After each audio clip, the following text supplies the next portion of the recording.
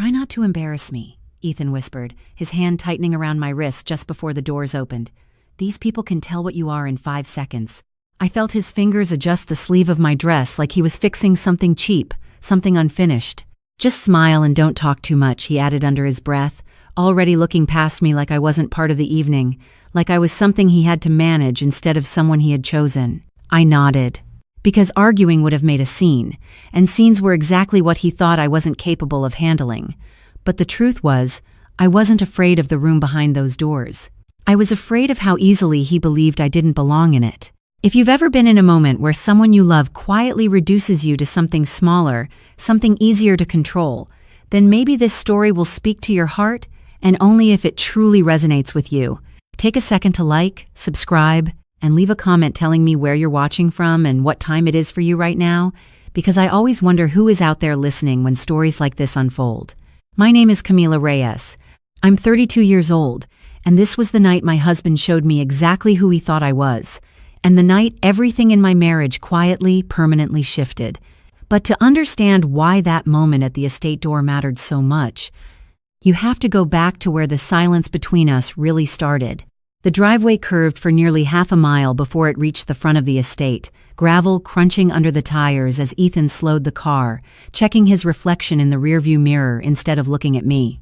"Remember," he said, smoothing his tie, "Victor Langford doesn't host nights like this for just anyone. This is important for my career." I stared out the window at the columns rising 2 stories high, white stone lit from below, every detail precise, deliberate, expensive in a way that didn't need to be explained. "I know," I said quietly. He glanced at me, just for a second. "Do you?" he asked.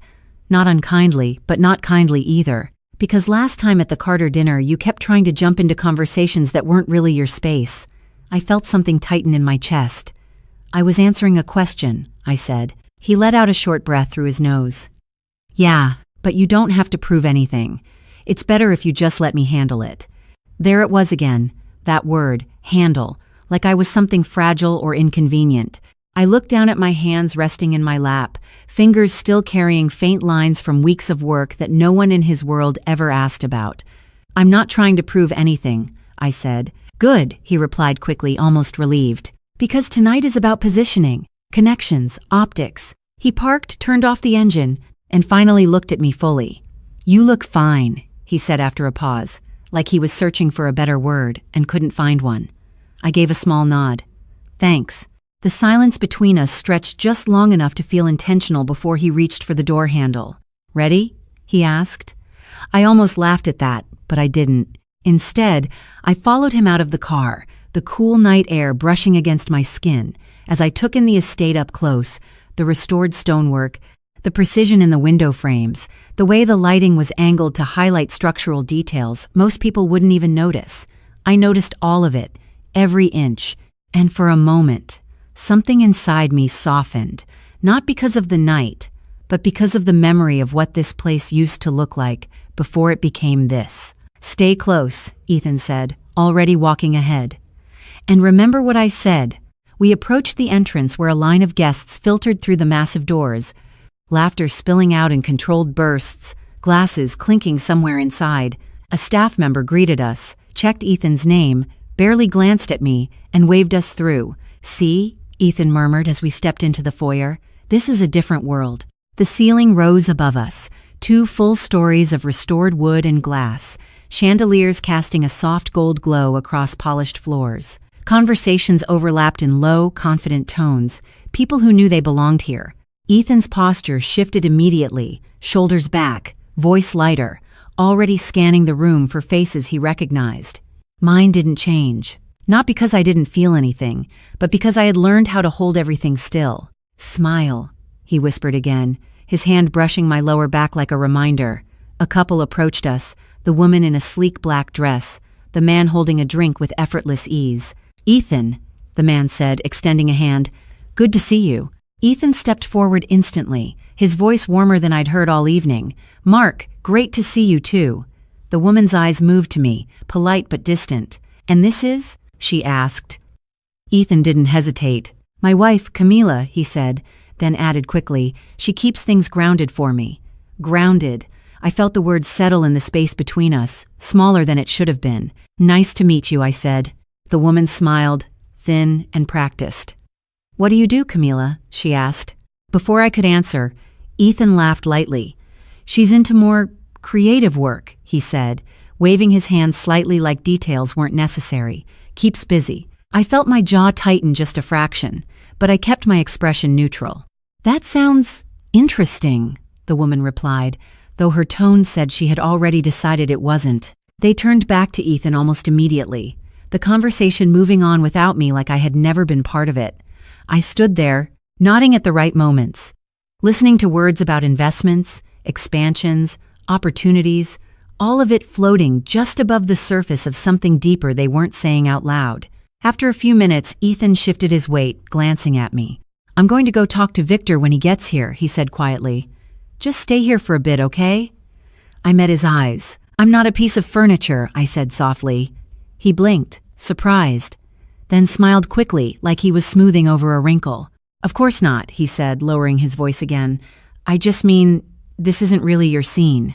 And there it was, not said cruelly, not said loudly, but said clearly enough that it didn't need anything else.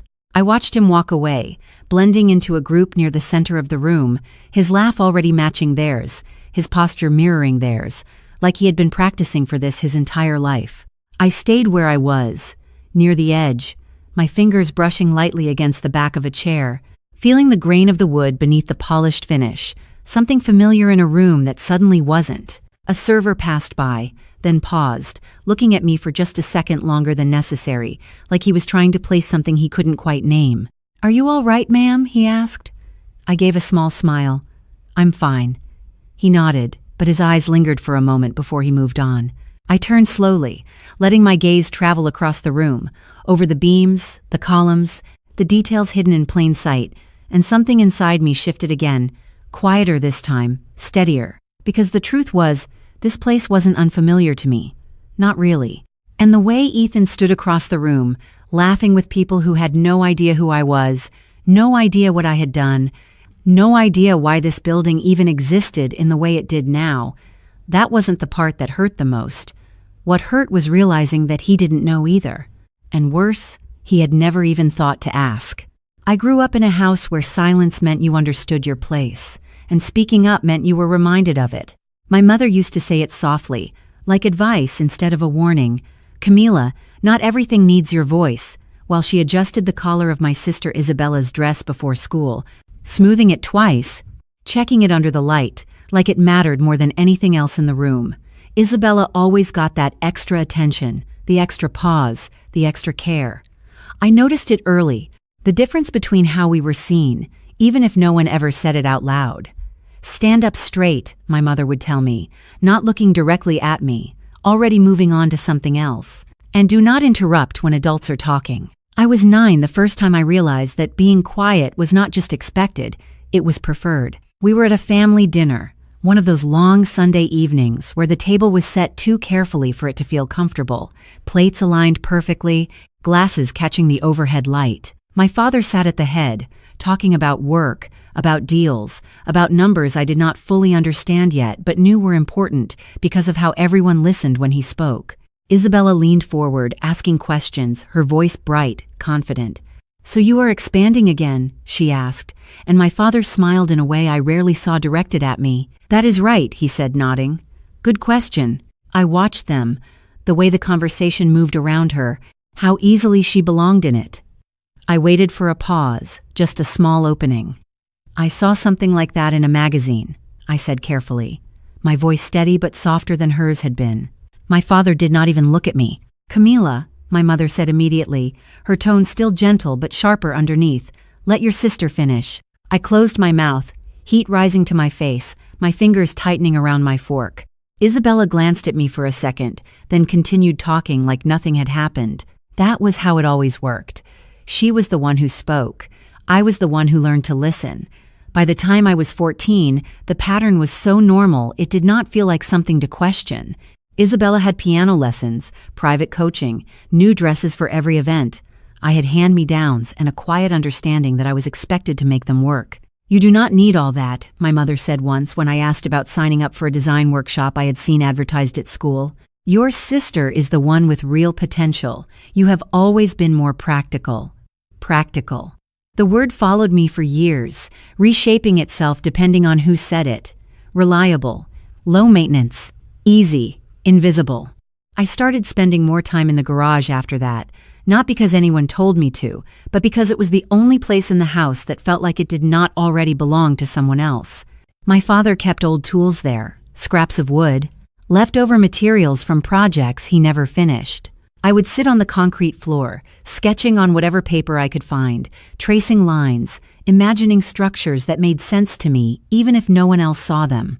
"What are you doing out here?" my father asked one afternoon, stepping into the garage, the smell of sawdust following him. I looked up, surprised. "Just drawing," I said, turning the page slightly so he could see. He walked closer, glanced down for a second, then straightened. "That is not very useful," he said, not unkindly, just stating a fact as he saw it. "If you are going to spend time on something, make sure it leads somewhere." I nodded, even though I did not fully understand what somewhere meant to him. "Yes, Dad." He patted my shoulder lightly, already turning away. "Your sister has a recital tomorrow. Make sure you are ready on time." Of course she did. Isabella always had something that required everyone's attention. I went to every recital, every event, sitting in the audience, clapping at the right moments, watching her take up space in a way that felt effortless. "You should be more like her," my mother said once on the drive home, not looking at me when she said it. "She knows how to present herself." I stared out the window, the streetlights passing in steady intervals. "I am trying," I said quietly. She sighed, not frustrated, just disappointed. "Trying is not the same as succeeding, Camila." That sentence stayed with me longer than anything else she ever said. I carried it into high school, into college, into every room where I felt like I had to measure myself against a version of success that was never designed for me. When I chose architecture, it was the first decision I made that no one in my family fully supported. "It is not exactly a stable path," my father said, reviewing the acceptance letter like it was a contract he was unsure about signing. "There are easier ways to build a career." My mother folded her hands in her lap. "Are you sure this is what you want?" she asked. I hesitated just for a second, the old instinct to adjust, to reconsider, to choose something that made more sense to them. But something in me held. "Yes," I said, more firmly this time. Isabella smiled from across the table, polite, distant. "Well," she said, "at least it is different." Different. Not better, not impressive, just different. I moved out a few months later, into a small apartment that barely fit a full-size bed and a desk, working part-time jobs to cover what scholarships did not. I learned quickly that no one was going to smooth things out for me. No one was going to adjust the details or make sure I looked like I belonged. I had to build that myself, piece by piece, long nights and early mornings, learning how to see what others overlooked, how to fix what others dismissed. The first time I walked into a real restoration project, I felt something settle inside me, something steady and certain. "You see that?" my supervisor asked, pointing to a cracked beam near the ceiling. "Most people would tear it down." I tilted my head, studying the angle, the structure beneath the damage. "It can be reinforced," I said slowly. He raised an eyebrow. "You sure?" I nodded. "It just needs someone to understand how it was built in the first place." He watched me for a moment, then smiled slightly. "All right, Camila, show me." That was the first time anyone had asked me to show them instead of telling me to stay quiet. And I did. I worked harder than anyone expected, learned faster than anyone noticed, and over time, I built something that did not need permission to exist. But none of that changed how my family saw me. At holidays, at dinners, at every gathering, I was still the practical one, the quiet one, the one who stayed out of the spotlight. "How is work?" My mother would ask the question more polite than curious. "Good," I would say, "busy." She would nod, already turning to Isabella, who had stories that filled the room. "You will have to tell us everything," she would say, her voice warmer, more engaged. I learned to keep my answers short, learned to let the conversation move past me, learned that being unseen was easier than being misunderstood. And maybe that is why, years later, standing in that estate with Ethan, listening to him explain my place to me like it was something fixed, something obvious, part of me recognized it immediately. Not because it was new, but because it was familiar in a way I had never fully escaped. The difference was, this time, the room we were standing in was one I had already rebuilt from the ground up, and he still had no idea. The first time someone in the industry said my name like it mattered, I almost did not recognize it as mine. Camila Reyes? The project director asked, flipping through a stack of papers as if he was expecting someone else to answer. I raised my hand slightly. Yes. He looked up, eyes narrowing just a fraction before settling into something more focused. You are the one who submitted the structural preservation proposal? I nodded. That is right. There was a pause, just long enough for doubt to settle into the room, the kind I had felt my entire life, but then he leaned back in his chair and said something that shifted everything. It is the only one that actually makes sense. I did not react immediately. I had learned not to. But inside, something moved, something steady and quiet, like a foundation finally holding weight the way it was meant to. That project was supposed to go to a larger firm, one with a name people recognized, one with a team that fit neatly into rooms like the one Ethan had walked into so easily. Instead, it came to me. A partial contract at first, limited scope, enough to prove I could handle it, but not enough for them to risk too much. You understand the pressure here, the director said during our first official meeting. This building is a landmark. If you get it wrong, it is not just a mistake, it is public. I met his gaze. Then I will not get it wrong. He studied me for a moment, like he was trying to decide if confidence coming from someone like me was something to trust or question. We will see, he replied. I spent the next 18 months inside that structure, long before it became what it was now, before the polished floors, before the chandeliers, back when the air smelled like dust and aged wood, when the walls told stories no one else had the patience to listen to. I traced beams, mapped stress points, worked with crews who did not care about titles, only whether something held or collapsed. You sure about this? One of the foremen asked me one afternoon, wiping his hands on a worn cloth as he looked at a section most people had already written off. I nodded, running my hand along the grain of the wood. It is not broken, I said. It just was never supported the right way. He let out a short laugh. Sounds familiar. I smiled slightly. It usually is. Word spread slowly at first.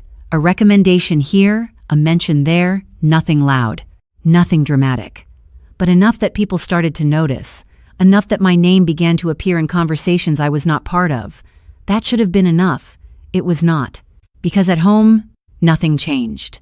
You have been busy, my mother said one evening over the phone, her tone polite but distant. I saw something online about a project downtown. That was not you, was it? I hesitated.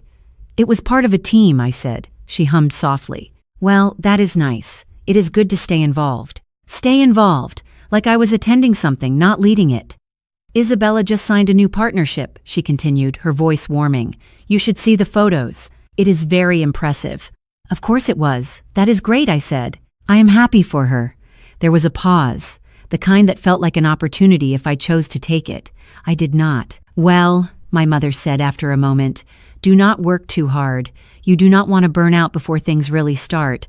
Before things really start, I ended the call shortly after that, setting my phone down on the counter, staring at it longer than I needed to. It was not anger I felt. It was something quieter. The same feeling I had at that dinner table years ago. The same understanding that no matter what I built, there were people who had already decided what I was worth. Ethan was no different. That is a lot of time for one project, he said one night, leaning against the kitchen counter as I reviewed plans spread out in front of me. Do they even pay you enough for all that? I did not look up immediately. It is not about just this project, I said. It leads to others. He shrugged. Maybe, but you have to think about balance too. You cannot pour everything into something that does not guarantee results. I finally met his eyes. It is not about guarantees. He smiled slightly, like he was trying to be patient. That is exactly what it is about. I let the conversation drop after that. Not because I agreed, but because I knew how it would end. Months later, when the final inspection passed, when the structure stood exactly as it was meant to, when the reports came in stronger than anyone expected, I did not celebrate. I stood alone in the center of the main hall, the same one now filled with people in tailored suits and quiet confidence, and I looked up at the ceiling I had once studied under temporary lights. "You did good," the project director said behind me. I turned slightly. "We did," I corrected. He shook his head. "No, you did." That was the first time anyone said it that clearly. The first time it did not come with a condition or a comparison. And still, I did not tell Ethan everything. I told him enough. Just enough to make it sound like progress, not enough to shift how he saw me. "That is great," he said when I mentioned the completion, already scrolling through something on his phone. "That will look good on your portfolio." "Portfolio?" I nodded. "Yeah." What I did not say was that the same building, the same project, had already started opening doors he did not even know existed. Invitations, conversations, names I had only heard in passing now, reaching out directly, including one name that kept coming up more than the others, Victor Langford. "He is very selective," one of the coordinators told me during a call. "If he is asking about you, that means something." I did not respond right away. "What exactly is he asking?" I said finally. There was a brief pause on the other end. "When you will be ready to step into the room." I looked down at the plans in front of me, at the lines I had drawn, the structure I had rebuilt from something everyone else had dismissed. "I already have," I said quietly. But the truth was, stepping into the room was not the same as being seen in it. And as I stood there that night at the estate, watching Ethan laugh with people who had no idea who I was, I realized something was about to change. Not because I wanted it to, but because the room was already starting to recognize something he never had. "Where did you say you met Victor?"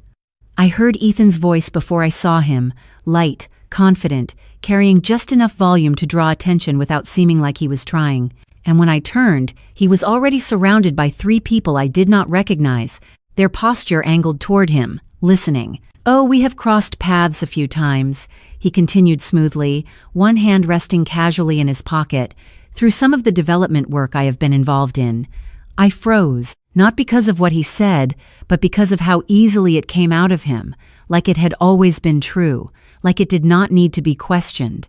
One of the men nodded, impressed. "Langford does not just cross paths with people," he said. "You must have made quite an impression." Ethan smiled, just enough humility to make it believable. "We have had a few conversations. He appreciates people who understand structure, long-term vision." Structure. I felt the word land somewhere deep, something sharp beneath the surface. He was talking about my work, my project, my time inside this very building, and he was saying it like it belonged to him. I stepped closer, slow enough not to interrupt, but close enough to be included. "Ethan," I said quietly. He glanced at me for half a second, then back to the group. "Oh, this is my wife, Camila," he added, almost as an afterthought. The woman beside him smiled politely. "Nice to meet you." I nodded. "Nice to meet you, too." The conversation continued without me, but I stayed where I was, listening, each word fitting into place in a way that made my chest feel tighter with every second. "The challenge with a property like this," Ethan said, gesturing slightly toward the room, "is preserving the integrity while modernizing the experience.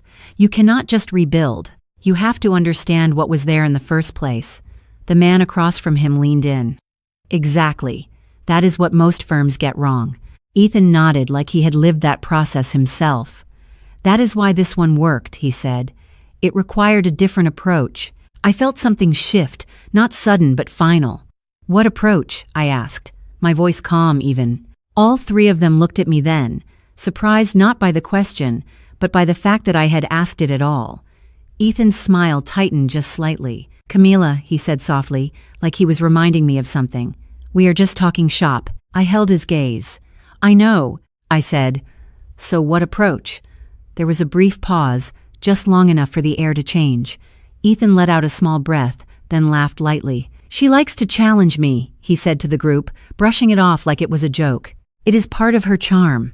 Charm, not knowledge, not experience, just charm. The man chuckled. "Keeps you on your toes." "Exactly," Ethan replied. "But to answer your question," he continued, turning back to them, "it is about seeing beyond what is obvious, knowing where to reinforce without overcorrecting."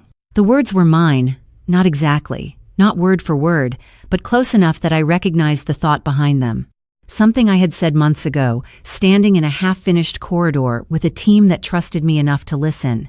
I stepped back slightly, not because I wanted to leave, but because I needed space to understand what I was hearing. This was not a misunderstanding. This was not him simplifying things for conversation. This was him rewriting the story in real time, placing himself at the center of something he had never even asked about. And the worst part was how easily it was working. They believed him. Not because he was lying well, but because he fit their expectation of who someone like that would be. He looked like he belonged in that role. I did not. "You should introduce me when he arrives," the woman said, her voice eager now. "If you already have that connection." Ethan nodded without hesitation. "Of course," he said. "I can make that happen." I felt my stomach drop, not dramatically, just enough to register something real. "Ethan," I said quietly, my voice lower now, meant only for him. He turned slightly, still smiling for the group. "What? Can we talk for a second?" I asked. He hesitated, just for a moment, then excused himself with a polite nod. "Be right back," he said, guiding me a few steps away, just far enough to lower his voice. "What is it?" he asked, his tone controlled, but there was something underneath it now, something sharper. I met his eyes. "What are you doing?" I asked. He frowned slightly. "What do you mean?" "You are telling them you worked on this project," I said. "You did not." He let out a short breath, glancing back toward the group before looking at me again. "I am not saying that," he said quickly. "I am just positioning the conversation." "Positioning. You are taking credit," I said, my voice still calm, but steadier now. "That is not positioning." His jaw tightened. "Camila," he said quietly, "this is not the time for this." "Then when is the time?" I asked. He stepped closer, lowering his voice even more. "Listen to me," he said, each word deliberate. "This is how these rooms work. You build perception first, details come later." I stared at him, trying to find something familiar in his expression, something that made sense.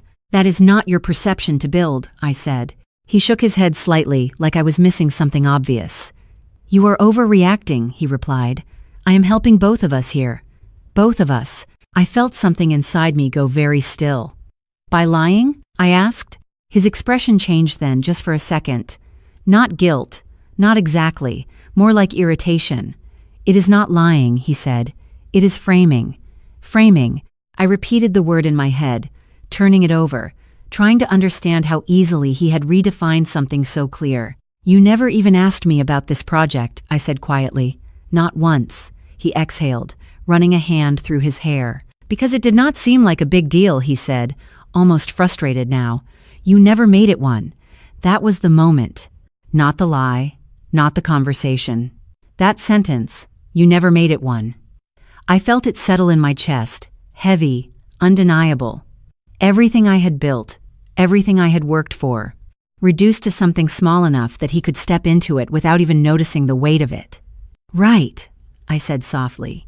He nodded, relieved, like the tension had passed. "Good," he said. "Now just stay close, okay? This could open doors for us." Us. I looked at him, really looked this time, and for the first time that night, I did not recognize the person standing in front of me.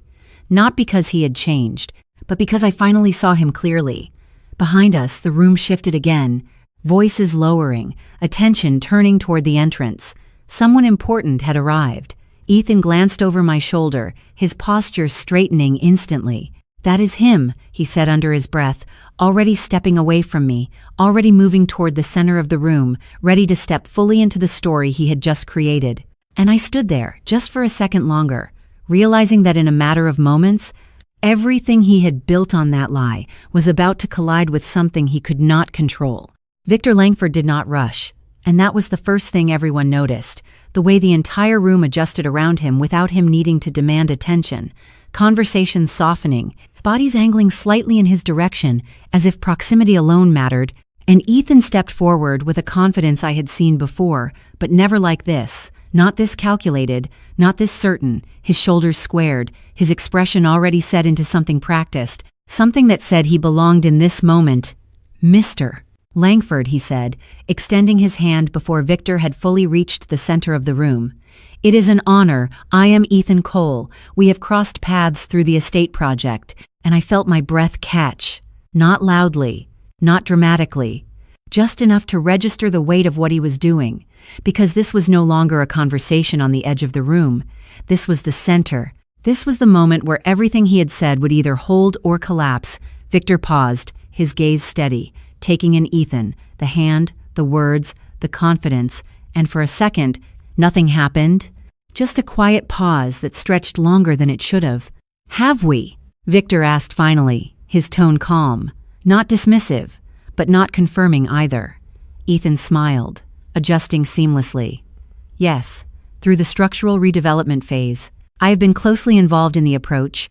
Closely involved. The phrase landed with precision, vague enough to avoid specifics, confident enough to sound real, and I watched as the people around them leaned in slightly, listening, believing, because this was how stories took shape in rooms like this, not through truth, but through repetition and certainty.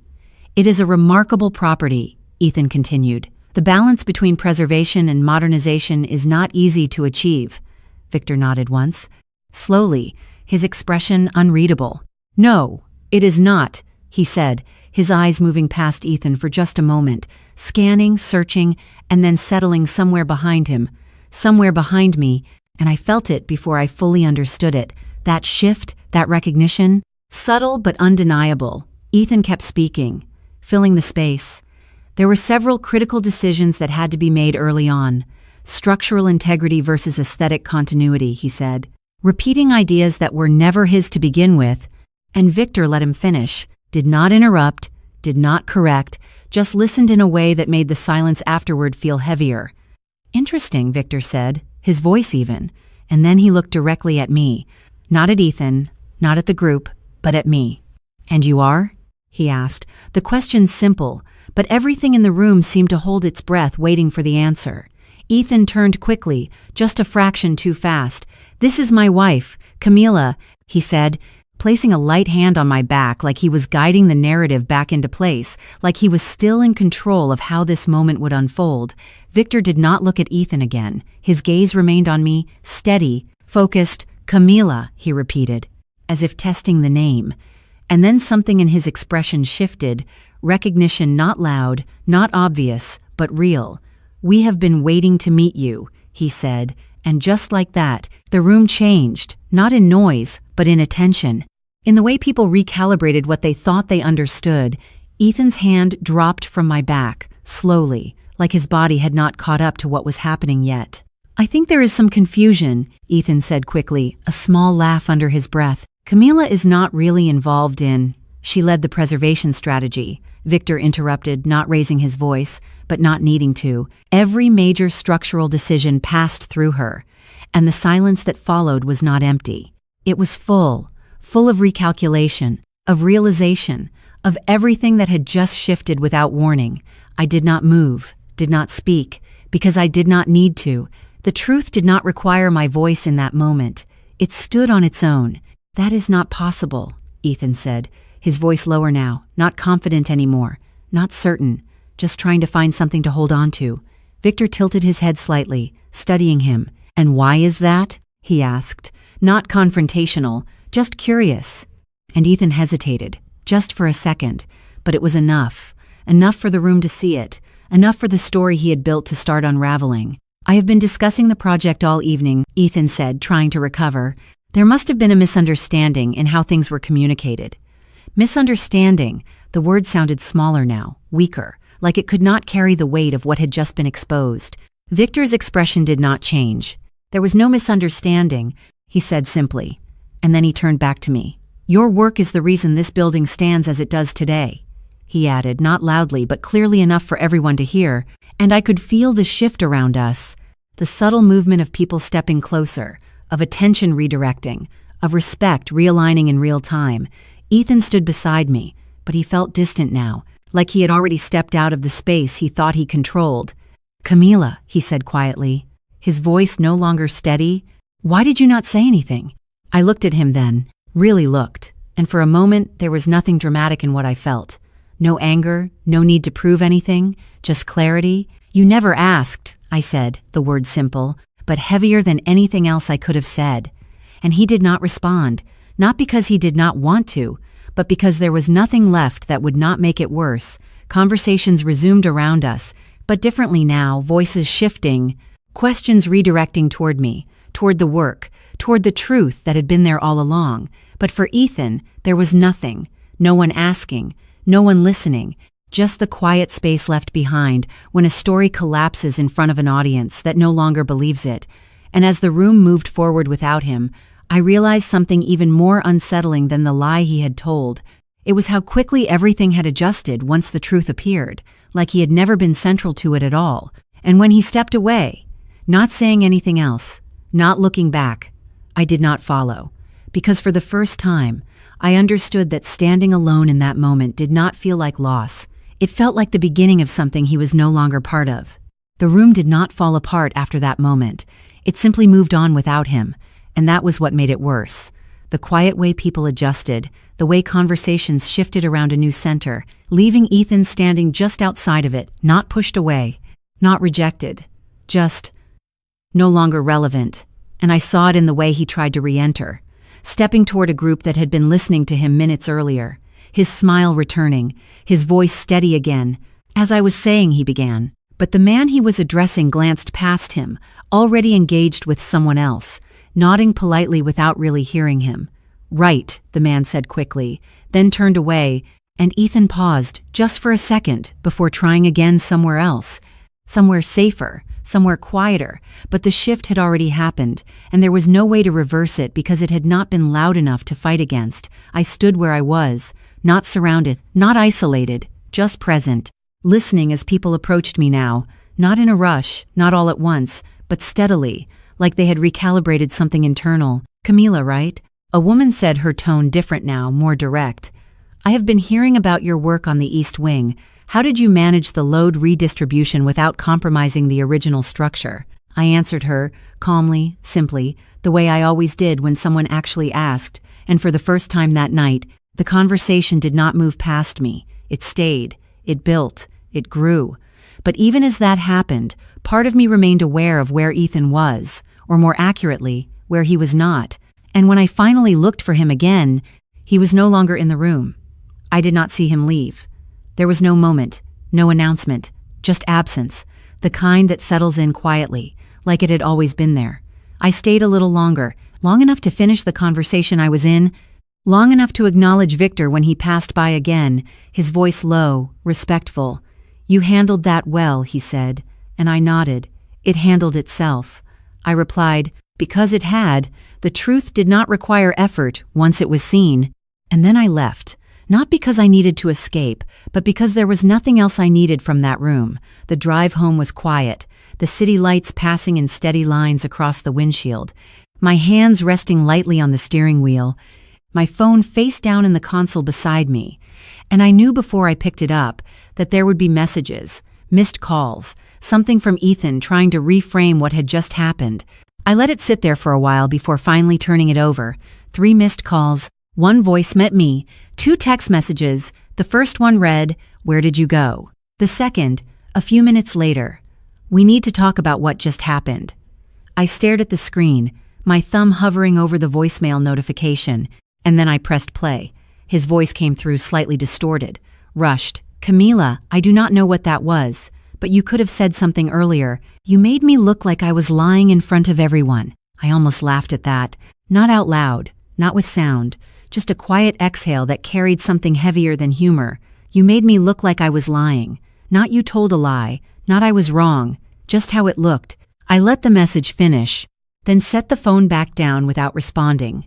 When I got home, the apartment felt different, not empty, just quieter than usual, like the absence of something I had not fully noticed before had finally settled into place.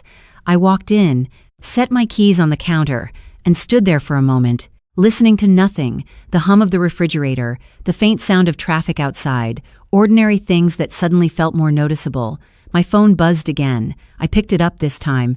"Ethan's name on the screen," I answered, not because I wanted to, but because I needed to hear what he would say next.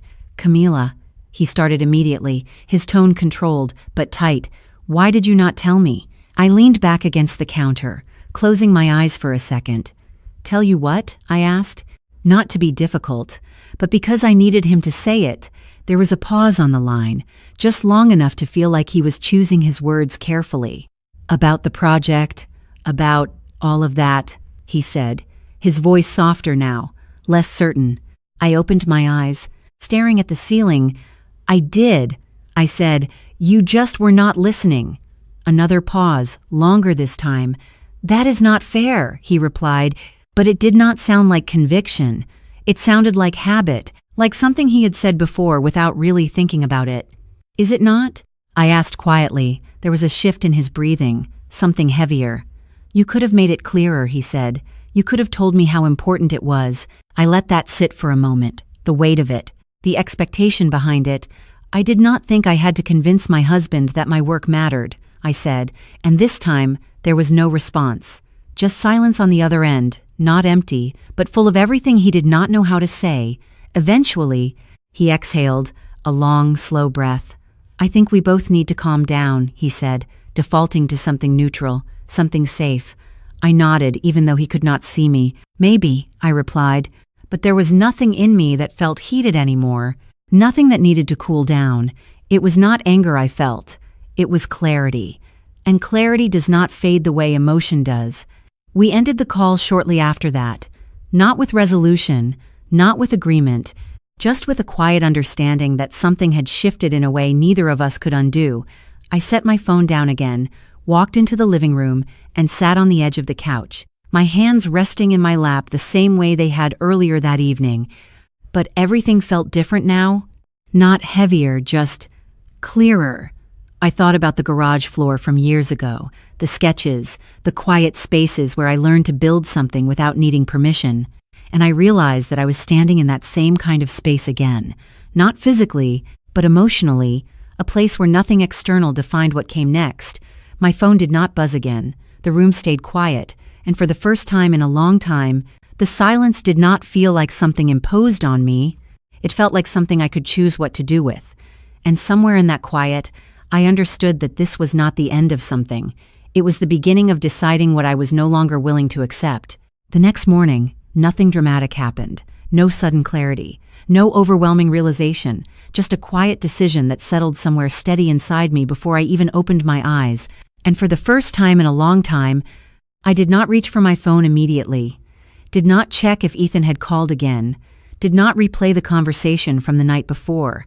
I just got up, walked into the kitchen, and made coffee like I always did. The same routine, the same movements, but something in the way I held myself felt different. Not stronger, not louder, just more certain, like I was no longer waiting for something outside of me to confirm what I already knew. My phone buzzed once on the counter, his name lighting up the screen. I let it ring until it stopped, then turned it face down again. Not out of anger, just because I did not feel the need to answer right away. I had work to do, real work, the kind that had nothing to do with perception or positioning, the kind that had always grounded me long before anyone else noticed it. By 9 o'clock, I was already at my desk, reviewing a set of preliminary plans for a new project, smaller than the estate, less visible, but complicated in a way that required attention, and that was enough. "You got the email?" my colleague Marcus asked over the phone, his voice steady, familiar. "The city wants revisions on the west side, load calculations." I pulled the file up, scanning quickly. "I see it," I said. "They are overestimating the stress distribution again." He let out a quiet laugh. "Thought you would say that." I leaned back slightly, pen tapping once against the desk. "I will adjust it and send them a breakdown." "You are handling this one solo?" he asked. Not questioning, just confirming. "Yes," I said. "I need to." There was a pause on the line, not uncomfortable, just thoughtful. "You always do," he replied, and there was no judgment in it, just acknowledgement. I hung up shortly after, turning back to the plans, focusing on the lines, the structure, the way everything connected, because this was where things made sense, where effort translated directly into outcome, no interpretation required, no narrative to manage, just work that either held or did not. By midday, my phone had 3 more missed calls, 2 texts, 1 email from Ethan. I opened the email first, not because I was ready to respond, but because I wanted to see how he would frame things now. The subject line was simple. We need to talk, the message longer than his texts, more measured. Camila, I know last night did not go the way either of us expected. I think there was a misunderstanding on both sides. I want to sit down and figure this out together. We have built too much to let one situation define everything. I read it twice, not because it was unclear, but because it was exactly what I expected. Careful, balanced, avoiding anything that would require him to fully acknowledge what had actually happened. I closed the email without replying, then opened one of the text messages. Can we talk tonight? I stared at the words for a moment, then typed back, I am working late. And that was it.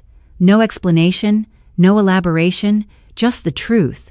Because I was, not just on that project, but on something larger, something quieter, something that did not require his involvement anymore. The afternoon passed quickly. Calls, revisions, notes sent back and forth, and somewhere in between all of that, another email came through. This one from a name I recognized immediately, Victor Langford. I paused before opening it, not out of hesitation, but because I understood that whatever was inside would matter. Camila. It began, direct, no unnecessary formality.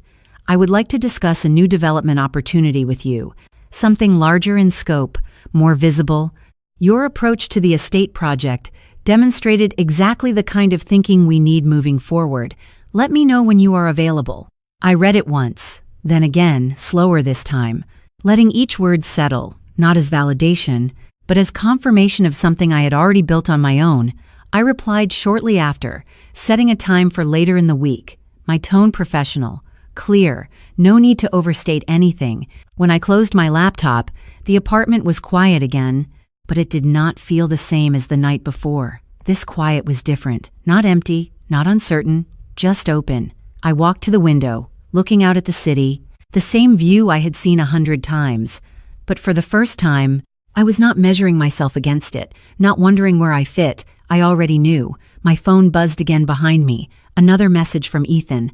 I did not turn around right away. I let it sit there, knowing it would still be there when I was ready. Or maybe when I was not. And that was the point. I was no longer reacting, no longer adjusting, no longer waiting for someone else to define the space I occupied. I had already built it, piece by piece, quietly, consistently, and now, without needing to say anything more, it was starting to expand on its own. And somewhere in that stillness, I realized that whatever came next, whatever conversations needed to happen, whatever decisions had to be made, they would not be about fixing what was broken. They would be about choosing what I wanted to carry forward. And for the first time, that choice felt entirely mine. 3 weeks later, I walked into a room where no one questioned whether I belonged, not because I looked different, but because everything about how I moved made it unnecessary to ask. The badge clipped to my blazer caught the light just slightly as I crossed the lobby. Clean, simple, my name printed clearly beneath the title that had taken years to earn, lead structural consultant. And for a moment I paused near the glass wall overlooking the site below, steel framing rising in clean lines against the skyline, controlled, deliberate, exactly as planned. Morning, Camila, Marcus called from across the room, lifting a hand as he approached, a set of blueprints tucked under his arm. City approved the revisions, he added, a small smile in his voice. I nodded once, taking the documents from him, flipping through them quickly, not because I needed to check, but because habit had taught me to always confirm. Good, I said. Schedule the inspection for next Tuesday. We are not pushing this timeline again. He let out a low whistle, half impressed, half amused. You have not changed, he said, and I glanced up briefly. No, I replied. I just stopped waiting. He nodded like he understood. Because people like Marcus did not need long explanations. They recognized work when they saw it, effort when it was consistent, and certainty when it was earned. Across the room, a younger engineer hesitated near the table, watching me for a moment before stepping forward. Excuse me, he said, holding out a tablet. I wanted to ask about the load transfer in Section B. I am not sure if I am reading the reinforcement plan correctly. I took the tablet, scanning the section he was pointing to. You are reading it right, I said, but you are assuming the original beam is weaker than it actually is. He frowned slightly. It looked compromised in the earlier report. I shook my head once, handing the tablet back. It was not compromised, it was unsupported. I said, "There is a difference." He blinked, processing, then nodded slowly. "So we reinforce the support, not replace the beam," he said. More to himself than to me, I gave a small nod. "Exactly," he smiled, relieved. "Thank you," he said, and walked away with a different kind of confidence than he had approached with. I turned back toward the glass, watching the sight again. The movement of people below, the structure taking shape piece by piece, and there was something steady in it, something that did not depend on who noticed or who did not. It simply existed because it was built correctly. My phone vibrated once in my pocket. I did not check it immediately, not because I was avoiding it, but because it no longer demanded my attention the way it used to. When I finally pulled it out, there was a message from Ethan, just one this time, shorter than before. "Can we talk tonight?" I read it once, then locked the screen again without replying. Not out of spite, just because the question no longer carried urgency. Across the room, my assistant walked over, holding a folder. "You have a call with Langford's team in 15 minutes, she said, placing it on the table. They sent over preliminary outlines for the new development. I nodded, opening the folder, the logo printed cleanly at the top, familiar now in a way it had not been before. Not distant, not intimidating. Just another part of the work I was stepping into. Reschedule it to 10 minutes later, I said, scanning the first page. "I want to review this properly before we talk." She nodded, already making a note. "Got it," she replied, then hesitated for a second. "By the way," she added, "they specifically requested you lead the call." I looked up briefly, meeting her eyes. "I expected that," I said, not as arrogance, just as fact. She smiled slightly, like she appreciated the clarity, and walked away. I closed the folder for a moment, resting my hand on top of it, feeling the weight of what it represented. Not just the opportunity, but the path that had led to it, the years of quiet work, the moments where no one asked, no one noticed, no one confirmed, and yet it had still moved forward, still built something solid enough to stand on its own. My reflection in the glass looked the same as it always had, same posture, some expression, but there was something different in the way I held my gaze. Not searching, not adjusting, just steady. I clipped the folder under my arm and turned toward the conference room, the same kind of room I had walked into so many times before. But this time, there was no hesitation at the door, no pause to consider how I would be perceived, no calculation about what needed to be said or left unsaid. I walked in, took my seat at the head of the table without thinking about it, set the folder down, and opened it again as the screen at the front of the room flickered to life. Connecting the call, "Good morning, Camila." A voice came through, clear, professional. "We have been looking forward to this." I leaned forward slightly, hands resting on the table. "Good morning," I replied, my tone even grounded. "Let us get started." And as the conversation began, as decisions were made, as plans were outlined and adjusted in real time, there was no question left in the room about who was leading it. No need for explanation, no need for validation, just the work, moving forward the way it always had, and somewhere beneath all of it, quiet but undeniable, was the understanding that everything that had happened before, every moment of being overlooked, every conversation where I had been spoken for instead of listened to, had led here, not as a reaction, but as a result. And as the call continued, as the structure of something new began to take shape, I realized that the night at the estate had not been the moment that defined me. It had simply revealed what was already true. And now, standing in this room, with my name on the door, my title on the badge, and my voice setting the direction, I was no longer stepping into someone else's space. I was building my own. And for the first time, I understood exactly how far that would go, because this was only the beginning, and everything that followed would connect back to that moment when the room had finally seen what had always been there.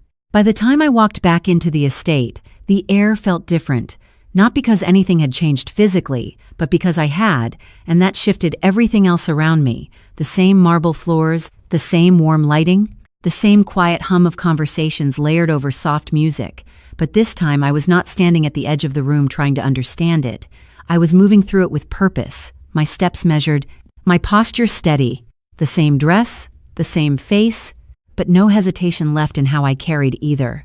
A few heads turned as I passed, not dramatically, just enough to register recognition, and I knew why, because the last time I stood here, the room had recalibrated itself in real time, and people remembered moments like that even when they pretended not to. "Camila," a voice called from behind me. I turned slightly to see Marcus approaching, dressed sharper than usual, but still unmistakably himself. "I did not expect to see you back here so soon," he said, his tone light but observant. I gave a small nod.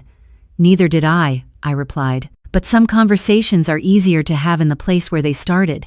He studied me for a second, then glanced past my shoulder toward the center of the room. "He is here," he said quietly, not needing to specify who. I followed his gaze, and there he was, Ethan, standing near the same cluster of people. But something about his posture was different now, less certain, more aware, like he was measuring every word before it left his mouth. I figured, I said, my voice even. Marcus hesitated for a moment, then added, "You want me to stay?" I shook my head gently. "No," I said. "This is mine." He nodded once, understanding immediately. "All right," he replied, stepping back. "I will be around if you need anything." I gave him a brief glance of appreciation before turning back toward the room. The distance between me and Ethan did not feel long, but I took my time crossing it, not because I was unsure, but because I did not need to rush. Each step grounded, controlled, and as I got closer, I noticed the subtle shift in the group around him, the way their attention moved slightly when they saw me approaching, the way conversations softened, adjusted, made space. Ethan turned just as I reached the edge of the circle, his eyes meeting mine, and for a second, there was no performance left in his expression, just something real, something unsettled. "Camila," he said, his voice lower than before. More careful, I stopped a few feet away, not stepping into his space. Not yet, just holding the moment where it was. "Ethan," I replied, my tone calm, neither cold nor warm, just steady. The people around us shifted slightly, some stepping back, others pretending to remain engaged in separate conversations while still listening.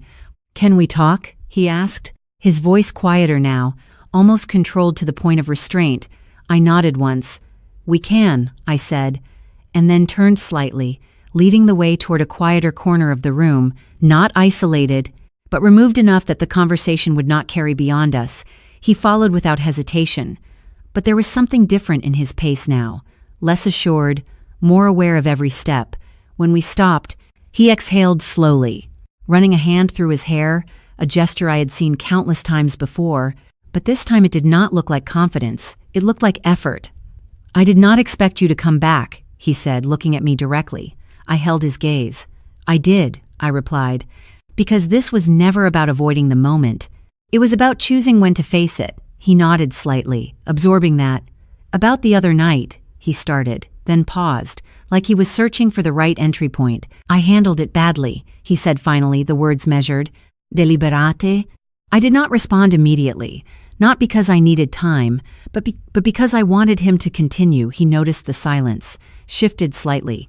"I should not have said what I said, or implied what I implied," he added, and there it was again.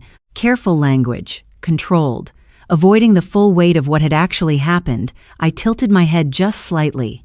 "Implied?" I asked, my voice still calm but precise. He hesitated, just a fraction. "I mean, I spoke about things I was not directly involved in," he corrected, and I watched him, really watched him, not for what he was saying, but for what he was still holding back. "You told people you worked on the project," I said. Not raising my voice, not pushing, just stating it clearly. He exhaled again, longer this time. "I was trying to position myself," he replied, echoing the same word from before, and I almost smiled.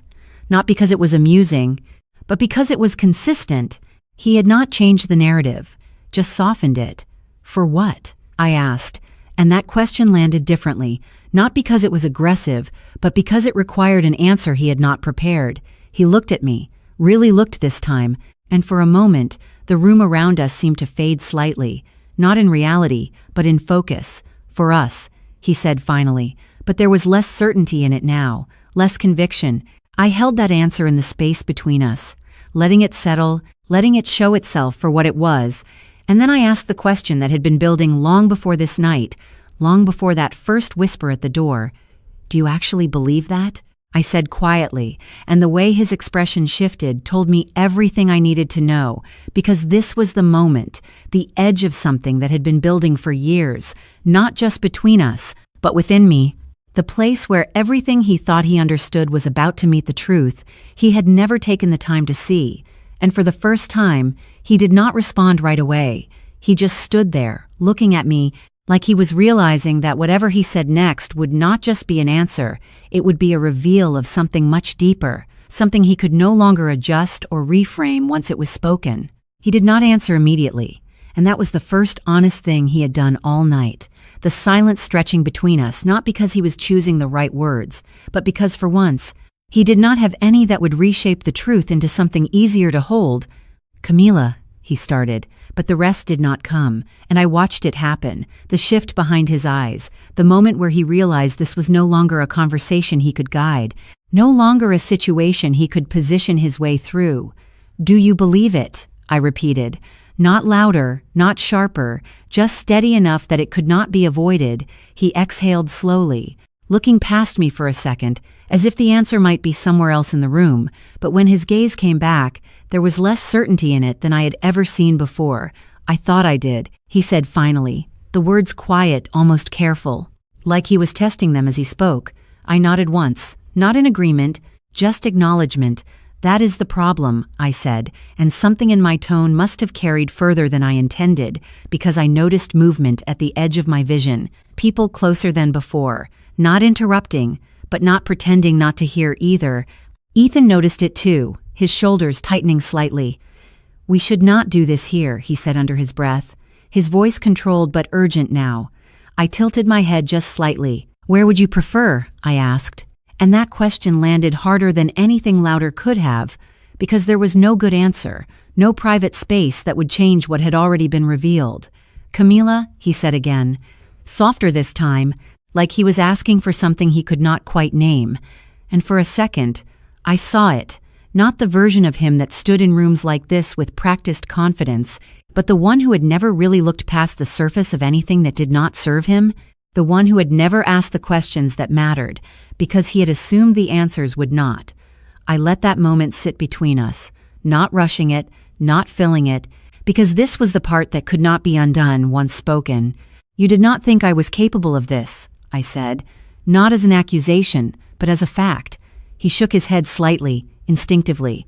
"That is not true," he replied quickly, but the speed of it made it weaker, not stronger. I held his gaze. "Then what is true?" I asked. And this time, there was no pause, just a quiet, unguarded answer that slipped through before he could adjust it. "I did not think it mattered," he said, and the words settled into the space between us with a weight that neither of us could ignore. I did not react immediately, because there was nothing to add to that, no louder response that would make it more real than it already was. "It mattered," I said finally. My voice even, not rising, not breaking, just clear, and he nodded. Slowly, like he was realizing it in real time, not because I told him, but because there was no version of the situation left where he could pretend otherwise. "I see that now," he said, but it sounded late, not because of timing, but because of understanding, and that difference was everything. Behind him, I noticed movement again. Not subtle this time, Victor stepping closer, not intruding, but present, his attention not divided, not distracted, just focused. "Is everything all right here?" he asked, his tone neutral, but carrying enough authority that the question itself shifted the space around us. Ethan straightened slightly, instinct returning. "Yes, of course," he said, but the confidence was thinner now, easier to see through.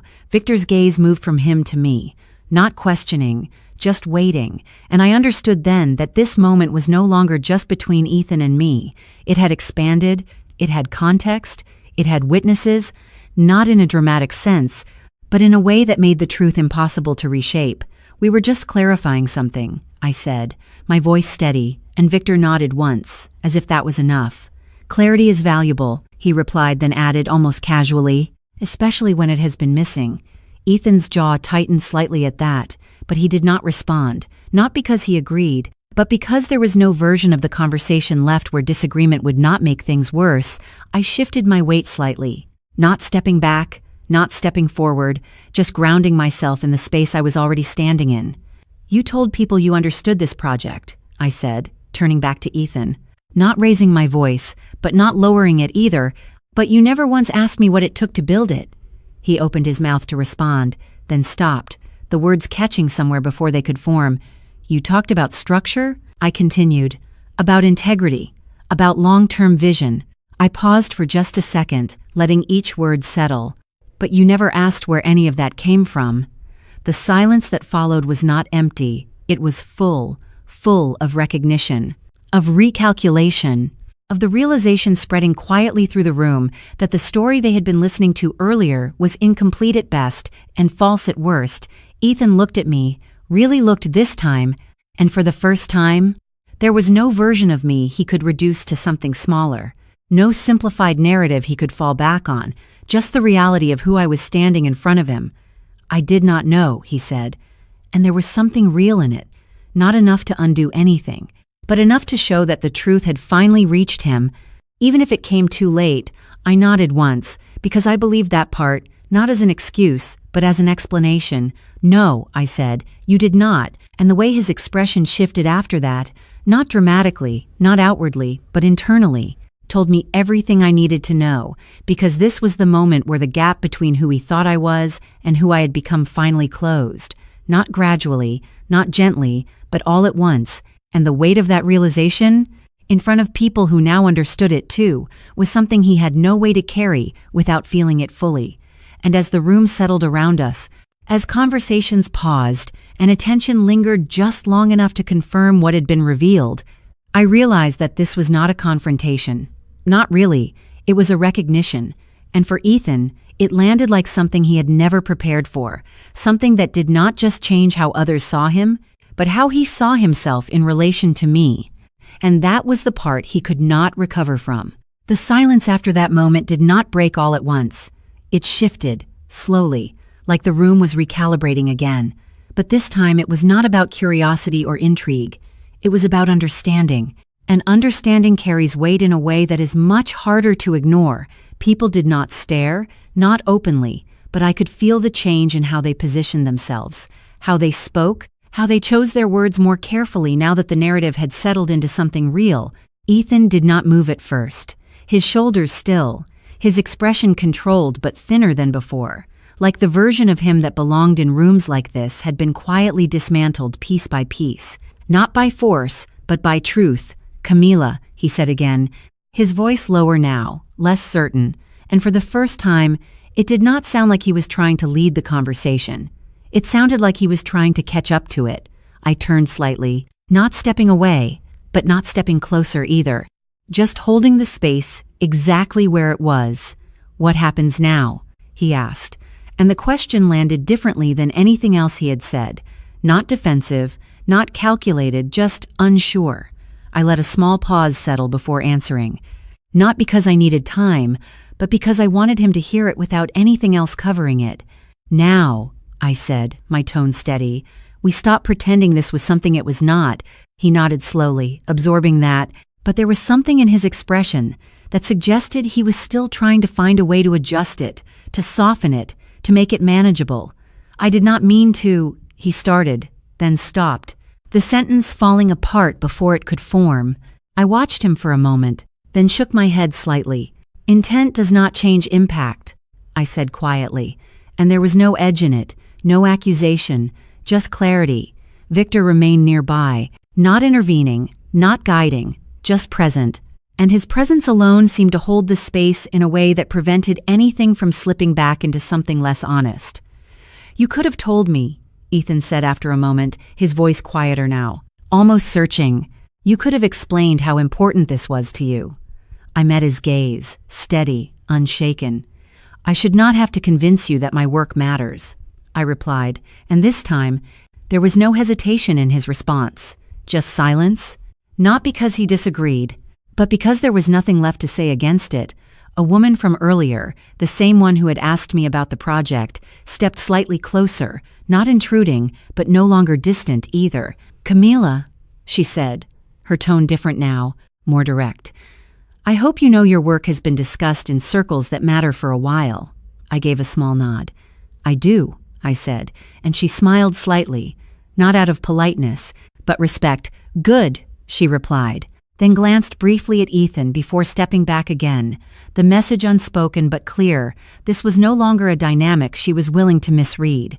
Ethan noticed it too, the way the room had shifted around him, not dramatically, but definitively. I made a mistake, he said finally, the words quieter than anything else he had said tonight.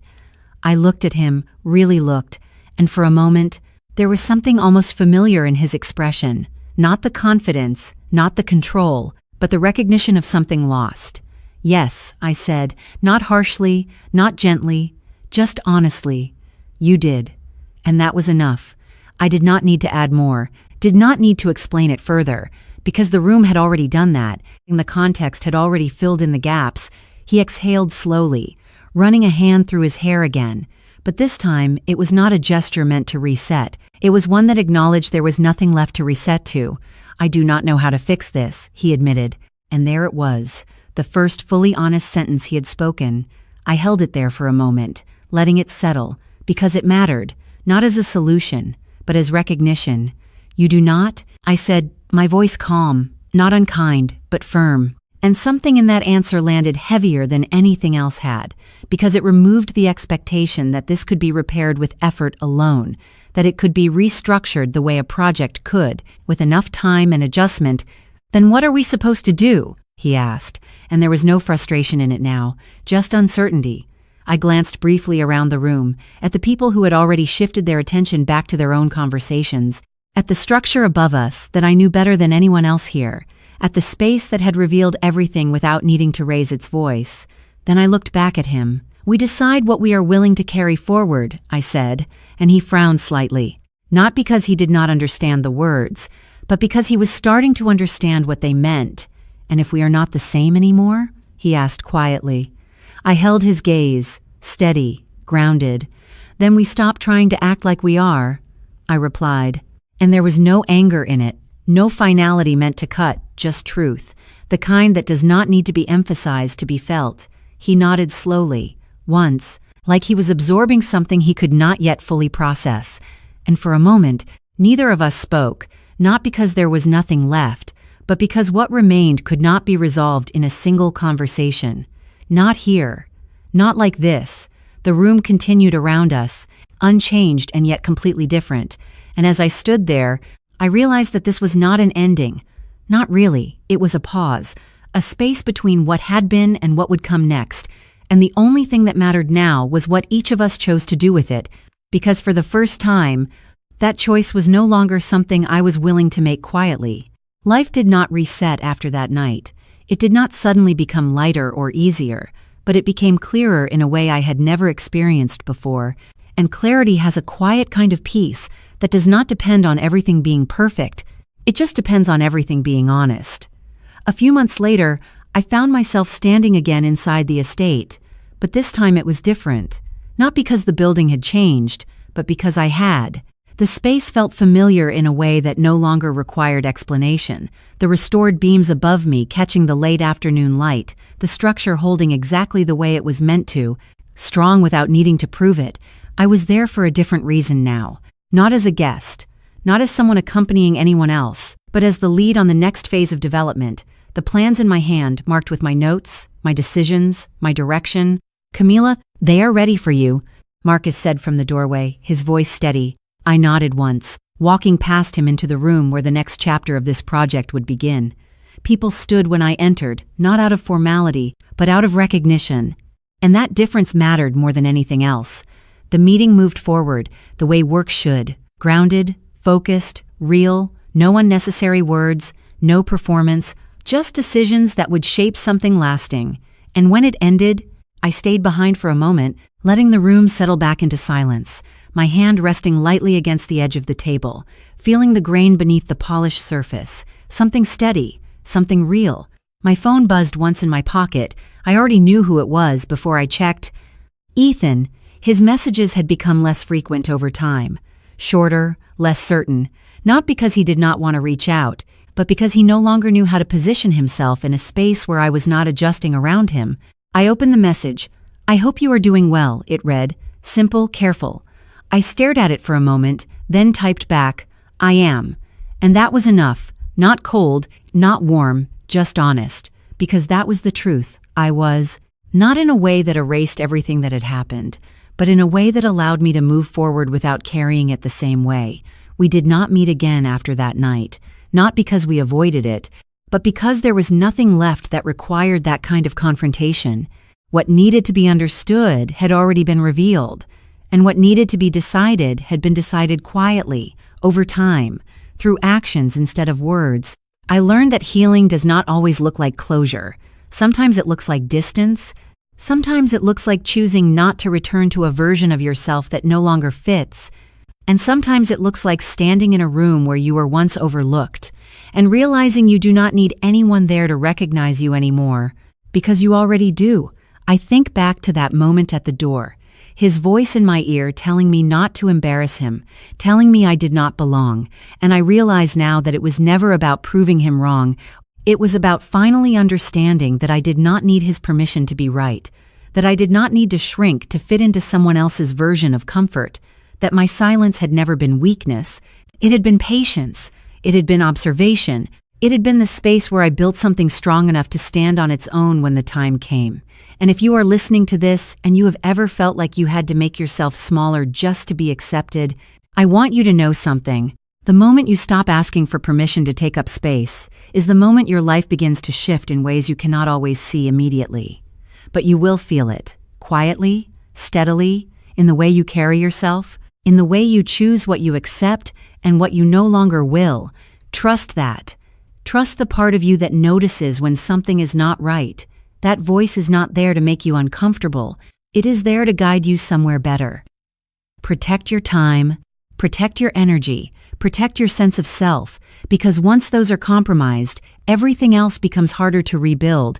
And do not wait for someone else to recognize your value before you allow yourself to live in it. I am Camila Reyes. I am 32 years old, and the core lesson I want to leave with you is this. Never let someone else define the scale of your worth, because they will always measure it by what they understand, not by what you are capable of becoming. Thank you for being here, for listening, for sharing this moment with me, because stories like this are not just about what happened. They are about what we carry forward. And if this resonated with you in any way, you are not alone. There are more stories, more moments, more truths waiting to be uncovered, and maybe the next one will meet you exactly where you need it to. So stay with me, keep listening, and I will see you in the next story, where something just as real, just as quiet, and just as powerful is waiting to be told.